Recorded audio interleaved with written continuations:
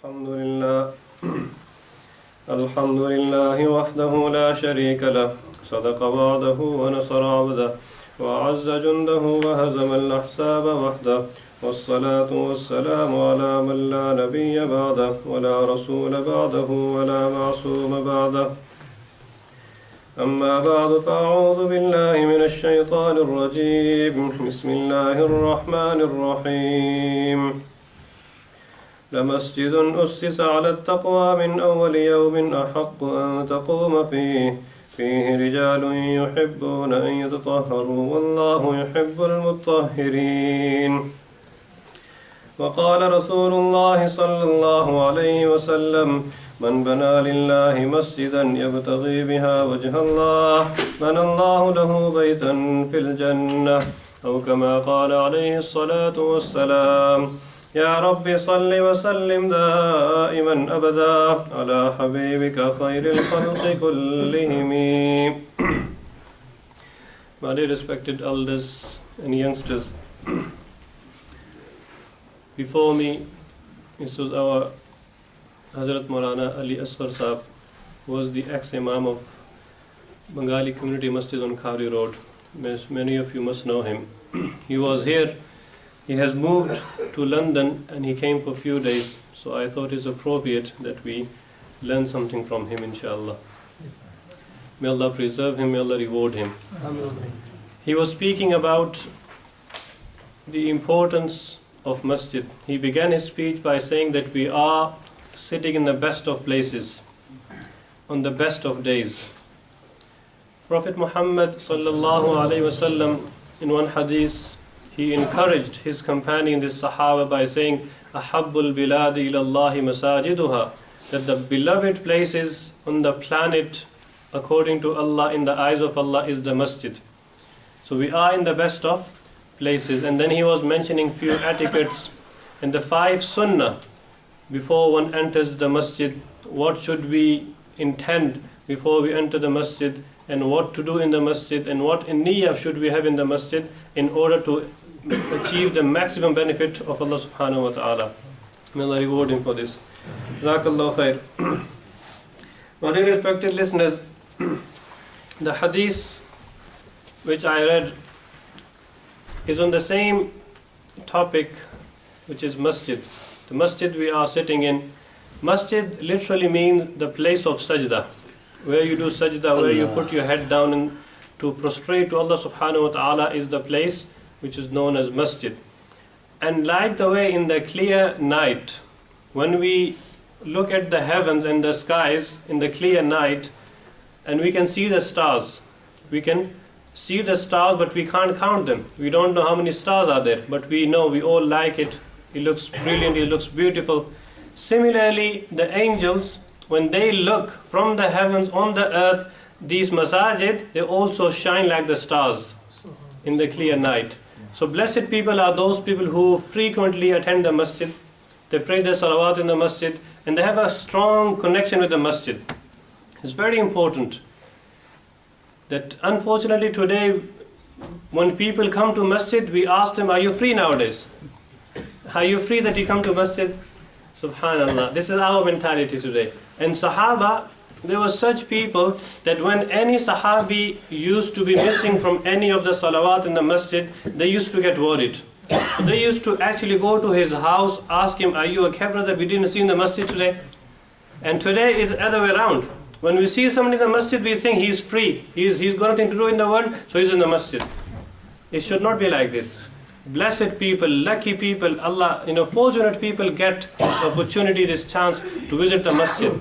One hadith Prophet of Allah has said on the judgment day, when there will be no other shade and the sun will only be miles above our head. Imagine the heat on that day. And Prophet of Allah said, according to a person, his own sins, he will be drowning his own sweat. May Allah protect one and all. So people will be drowning on that heated day and hot day. On that day, Prophet of Allah said, 7 types of lucky people will be under the shade of Allah's arsh, Allah's throne.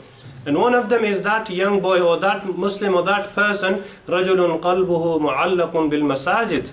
That person, no matter where he was, he was working, he was in his house, he was somewhere else, but his heart was attached to the masjid, he will get space in that Allah's shade, Allah's arsh's shade. It's very important. So we should not undermine this coming to the masjid. So we should frequently visit the masjid. At least one salah a day we should pray in the masjid. So it's very important. The hadith which I read is mentioned by Hazrat Usman ibn Affan radiallahu anhu, mentioned by Sahih al-Muslim. Very famous hadith, authentic book. Prophet of Allah, he said, Man bana masjidan lillahi. Anybody who builds, or anybody who assists or helps somebody to build a masjid where people will worship Allah subhanahu wa ta'ala. What niyyah? Why does he help people? يَبْتَغِي بِهَا وَجْهَ اللَّهِ, in order to secure the pleasure of Allah, in order to secure the happiness and to please Allah subhanahu wa ta'ala. He gives whatever he can and he helps people build a masjid, a place of worship. Then in return Allah will banallahu lahu baytan fil jannah. Then in return Allah will build a palace for him in paradise. This is the literal meaning of hadith of Rasulullah sallallahu alaihi wasallam.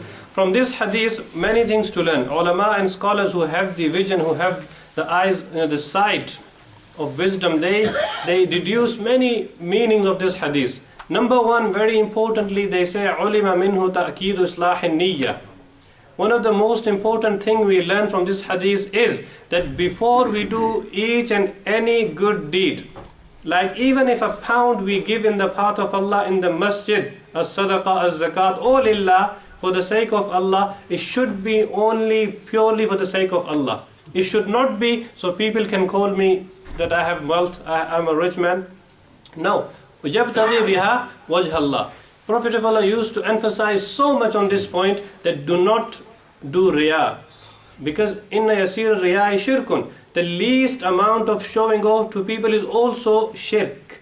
Because you're supposed to do this good deed for the sake of Allah. But here you are including somebody else's happiness to do this good deed, which will lead you to shirk. May Allah protect us. So he said, do not do this. And then he used to say that when you spend in the path of Allah with your right hand, how much emphasis he gave? That if you spend with the right hand in the path of Allah, your left hand should not know what is your right hand spending. Forget the person next to you. Even your left hand should not know what are you spending. Meaning, keep it secret for the sake of Allah. يَبْتَغِي بِهَا وَجْهَ اللَّهِ. You gave it for the sake of Allah, finished. You don't need to promote yourself. You don't need to inform and announce to people that I am giving this much in the path of Allah. No. The reason is يَبْتَغِي بِهَا وَجْهَ اللَّهِ, because our purpose of giving is to secure the pleasure of Allah, not anybody else. So this is the first thing we learn. And it's very important. Noble intentions, noble niyyah, and sincerity is very, very important in Allah, in order to Allah to accept our good deed. How? For example, in one hadith, Prophet of Allah has said, Man akhada amwal an-nas yuridu ada'aha addallahu anhu. That sometime a person is going through some financial problems and he needs some help. So he goes to this Muslim brother and he asks to borrow some money from him. He needs some debt to help him out. So Prophet of Allah said, first he said, you don't need to ask. If possible, don't even go for debts. Because man akhadha amwal an-nas yuridu ada'aha. But if somebody is very desperate and he needs some help, then he should ask somebody for the sake of Allah, and with this intention, yuridu ada'aha, that as soon as possible I will give it back. So you borrow somebody's money from them with the intention of giving it back as soon as possible. As soon as you have it, then Allah will, divinely do such means which will help you in order to give you money back. The Prophet of Allah said, as long as you have the intention to give it back, Allah will assist you in giving back. So then he said also, matlul ghaniyyi zulmun.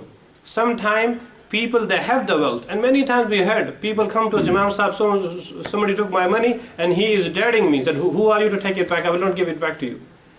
Don't they fear Allah subhanahu wa ta'ala? Many examples we have here. So man akhadha amwal an-nas, when we borrow somebody's money, we must have the intention of giving it back. So the point is noble intentions, sincere intentions. noble intentions, that we are noble, we are sincere in what we do, inshallah, Allah will accept it and Allah Himself will promote it for us. We don't need to promote. This is very important. And then Prophet of Allah in Bukhari, Sahih al-Bukhari hadith, once he mentioned a beautiful story of previous nations. He said in previous nation there was one person who was very desperate and he needed some money to borrow from someone. So he went to this brother across the sea, who lived other part of the sea, and he borrowed some money from him and said, inshallah, I will give it back to you on this day. So they fixed a day to give it back on time. Now, when the time reached to pay back, this person, as he promised, because he was sincere, because he feared Allah, he took the money which was debt on him due to somebody else. Then he took the money, he went to the shore side to look for a boat and to go back and to pay the money. But when he reached the shore side, he did not find any boat. So he was very desperate to go back because he promised. He feared Allah. He said, once I promised, I need to fulfill it. So he waited for a long time, and there was no boat which could take him across the river to pay the money back. But he was very, sad about it. Because he was sincere, as Prophet of Allah said, Allah will divinely do things for you that you will actually pay the money back. Allah will assist you in it. Now this person, he said, oh Allah, I took this money on your name. I promised him with your name. Oh Allah, today if I don't go back, he doesn't know that I have no means of transport to come to him, but he will think something else. So Allah, I don't want this to happen to me and to you, to your name. Oh Allah, I am on your name doing this. Oh Allah, please, take this money abroad. What he did, he saw a little piece of wood. He opened it. He put the money inside. He closed it. He put it in the river, in the water. He made dua to Allah, oh Allah, rest in your hands. Bukhari hadith. It's very authentic. Not somebody's bedtime stories. Allah ordered the water went, took the piece of wood other side of the river. The person was waiting on the right time. He said, this brother, maybe he's busy. Positive thoughts. When somebody can't reach on time, don't straight away jump to the conclusion, oh, I knew he wasn't going to come. I knew he was not going to come on time. No, always have positive thought. Maybe this brother is in need. If somebody needs more time, give more time. If you become easier and lenient on people, Allah will become lenient with us on the judgment day. Now this brother said, maybe the brother is busy. Inshallah, tomorrow I will wait again on this time. So at least let me take the piece of wood to my house and I can, cook some food on it. As soon as he took the piece of wood, and because it was already broken half, as soon as he opened it, he found his money inside with a small note that, brother, this is your money. Prophet of Allah mentioned this to encourage his Sahaba. The point is, when you have noble intentions, Allah will promote it. Allah will assist us, inshallah, in doing what we're doing right. Because evil intentions and debts, regarding the debts, Prophet of Allah, he used to ask Allah protection. We should not all the time go to people and ask for debts when we don't need it. Prophet of Allah, he said in one hadith, that person who keeps on asking other people for money and he doesn't need it, he keeps on begging and he keeps on disgracing himself. On the judgment day, he will be half paralyzed because he did not respect his own face, he did not respect his own dignity. So Allah, Prophet of Allah used to ask Allah, oh Allah, in Tirmidhi Sharif, Prophet of Allah, one of the dua of Rasulullah sallam is, Allahumma inni a'udhu bika min al-kufri wad-dain. Subhanallah. If you know Arabic, you'll be amazed. Oh Allah, I seek your protection. Oh, Prophet of Allah used to say, oh Allah, I seek your protection against kufr, disbelief, and also the debts. Subhanallah. One Sahabi, he said, Prophet of Allah, ata'adilu bayn al-kufri wad-dain. Did I hear right? Are you leveling the kufr and debts together? Do they come together? He said, yes, of course. Then ulama, they explained, what does it mean? When a person is desperate to pay his debts back, for 25 years he took mortgage, now he has no other means to pay. Now he will conduct his life like a kafir, like a disbeliever. He will not know halal and haram. He will not know what is coming. If somebody else's right is taking, he's just doing anything. As long as he pays his money back, then he will live like a kafir. Then this will lead him to kufr. So Prophet of Allah used to say, oh Allah, save me from kufr and also debts which might lead me to kufr. So it's not very easy.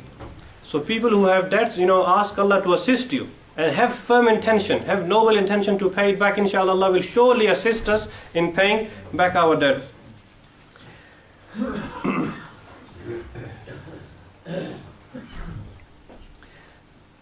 So noble intentions are very, very important before we do. And Prophet of Allah said, when you help, when you assist in building a masjid, do it so for the sake of Allah. Now Uthman bin Affan, he is the narrator of this hadith. He narrates this hadith.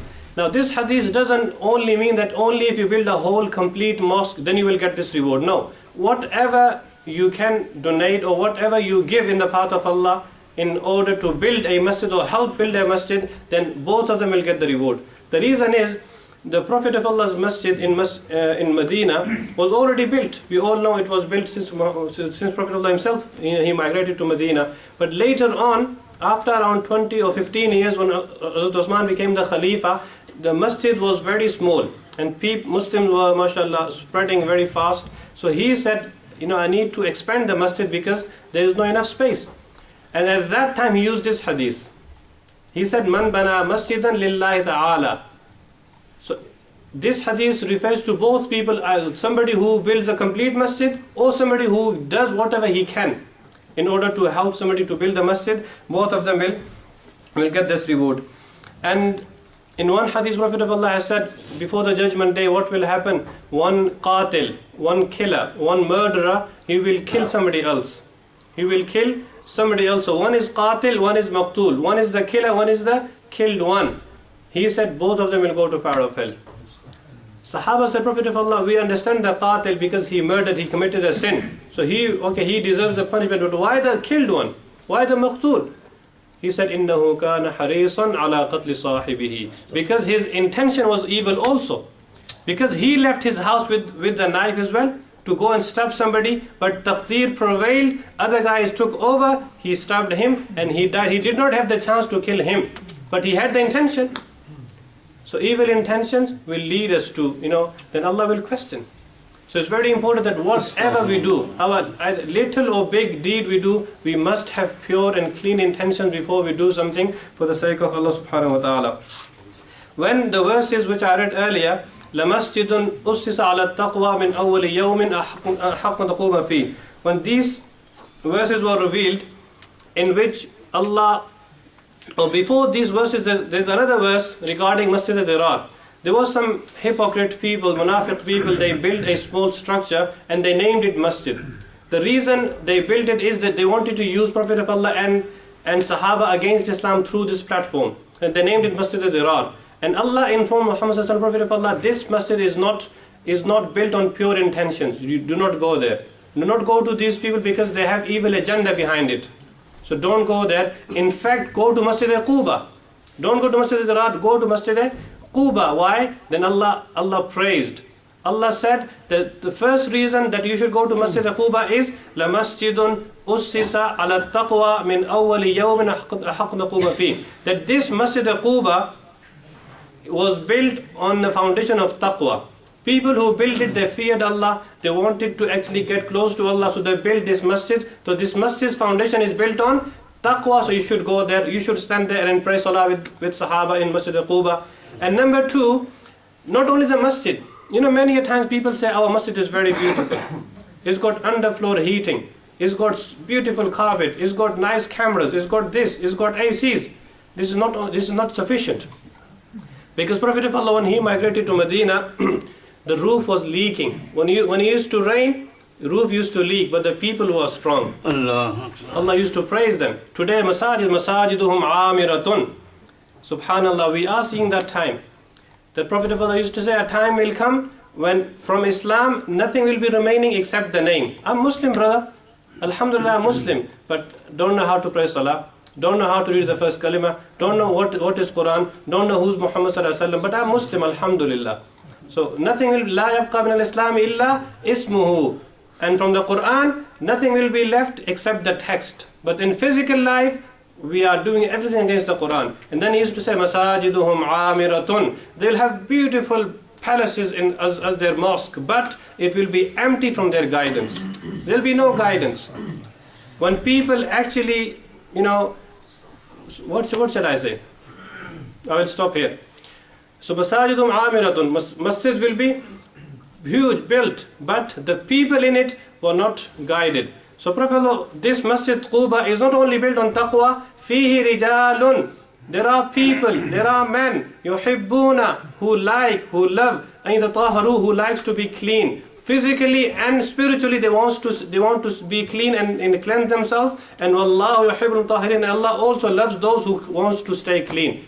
So Allah, Prophet of Allah, he was told that this Masjid al-Quba had two reasons for you to go there. Why? Because the masjids and the foundation before the masjid was built was on pure intentions, was taqwa. And the people in it are also muttaqeen, they are pious people, so you should go with them and pray with them. So Prophet of Allah, after receiving this revelation, he took some Sahaba, Muhajir Sahaba. They said, let's go to Masjid al-Quba and find out who are these people, mashallah, Allah is praising them in the Quran.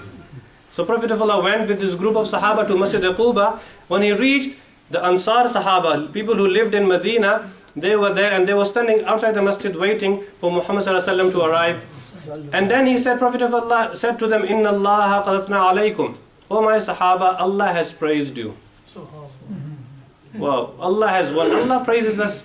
One Sahabi, Ubay ibn Ka'ab, one day Prophet of Allah told him, Ubay, come here and I want to read the Quran to you. Because Allah has ordered me to read the Quran to you. He said, Prophet of Allah, Quran was revealed on you, mashallah, beautiful. But did Allah name me? Allah Sammani, did Allah actually mention my name to you that read the Quran to Ubay ibn Ka'ab? He said, yes, Allah has named you. He started crying. This was honor. This was something to achieve. That when Allah speaks about us, when Prophet Yunus was in trouble, when he was in the stomach of the fish under the water, in the three darknesses, fanada fi zulumat. In the three darknesses he turned to Allah. He said, La ilaha illa anta subhanak inni kuntu minaz zalimin. Oh Allah, I'm in trouble and I'm the wrongdoer. Oh Allah, you are pure and you are merciful. So when Prophet Yunus made this dua in the three darknesses under the ocean, angels above the heavens heard this voice. So Allah asked the angels, do you know who is this? Do you recognize this voice? They said, oh Allah, sawtum ma'roof min biladin gharib. We know the voice, but we don't know who is it and where is he. How did they recognize the voice? Because Prophet Yunus kept on worshipping Allah daily, so they heard this voice daily. So Allah, today we've been hearing his voice daily, but today he's in trouble. We don't know the location. Allah, help him out. Then angels will intercede on our behalf. So on today's youngster, when he is in trouble, when you turn to Allah, will angels recognize your voice or not? Allah. This is the question, my brothers. This is the achievement. So Prophet Muhammad he said, O people of Ansar, Masjid al-Quba, Allah has praised you. What do you people do? Then he asked them a few questions. He asked them a few questions that, do you confirm these things? Atarduna bil qada, do you feel happy on the decree of Allah? Whatever Allah has decided for you, do you feel happy on it or you complain? He said, no, Prophet Allah, Allahumma na'am. Oh Allah, oh Prophet Allah, we are happy with whatever Allah has decided for us.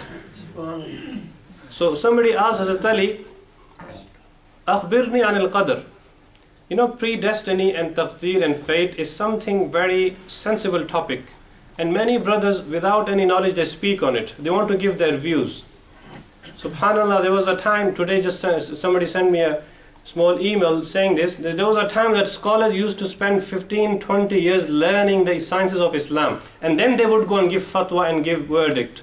But today, Shaykhul Google, they spend 6 minutes or 7 minutes on Google. Well, I got this and this is my opinion. Subhanallah. And there's no need to go to madrasa, there's no need to go to scholars and learn from them. This is fitna. May Allah protect one and all. Ameen. Prophet of Allah, he said, if somebody gives his opinion in the Quran without any knowledge, even if he gets it right, even then Allah will punish him. Without knowledge is not allowed. This chain of narration, this chain of sanad is very important. Inna hadha al-ilma deenun. This ilm, this knowledge is your deen. So, fanzuru amman ta'khuduna deenakum, that you must be very careful in who you are taking your deen from.